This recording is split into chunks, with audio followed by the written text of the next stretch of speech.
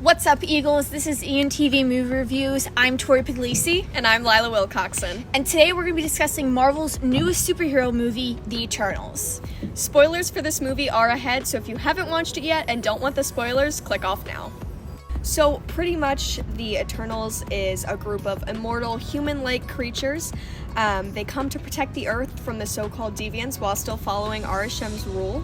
The movie dives into them on Earth and them reuniting after thousands of years without each other, and it's all meshed together with plenty of action sequences and even a hint of romance in there. Definitely. And so a lot of people are saying that this doesn't feel like a normal Marvel movie, and I would say I definitely agree with that. It was kind of like...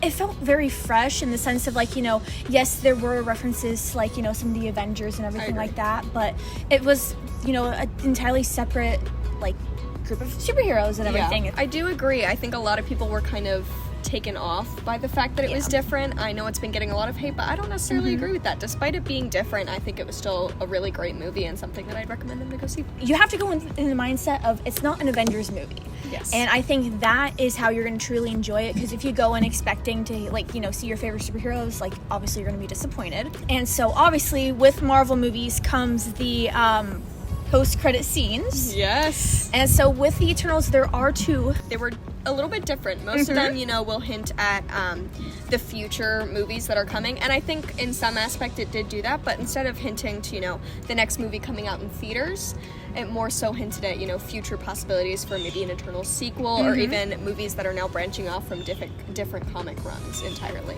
Both credit scenes, it almost felt like it was like one of the first Marvel movies in the sense of the credit scenes really focused on just in the movie individually in itself. Yeah. Not so much like the future upcoming Marvel movie and everything. Yeah. Like No Way Home, there was no tie whatsoever in both of those post-credit scenes. We've got two new characters that have been brought in from the comics. We've got Harry Styles. If it was actually something I was spoiled on beforehand, so I was a little disappointed, but at the same time, though, it was still very exciting. I was very excited. And then as well with the end credit scene, the introduction of the Black Knight, the Ebony Blade, from that whole different run of comics is really opening up a whole different world for the MCU. So finally, I mean, the big question, who would you say was your favorite Eternal? You know, I think I like them all in different aspects, but overall I would have to say that my favorite was Thena.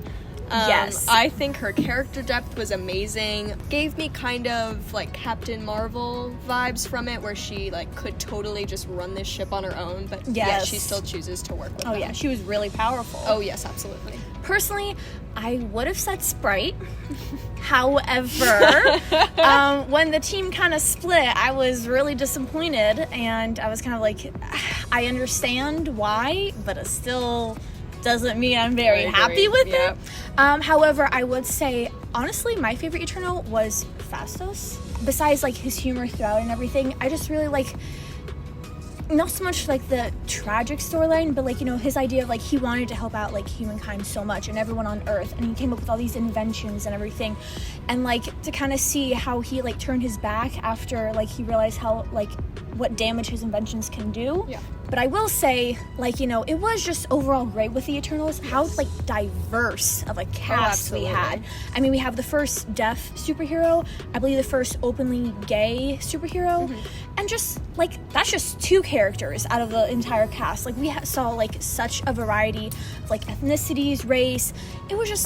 It was really nice, especially in today's world where we're finally seeing, like, the true representation of, like, our world, and we're seeing it in people who are supposedly lived for centuries. So yes, I agree. Yeah, that is all we have for our movie review of The Eternals. Stay tuned for future movie reviews, and we'll see you next time.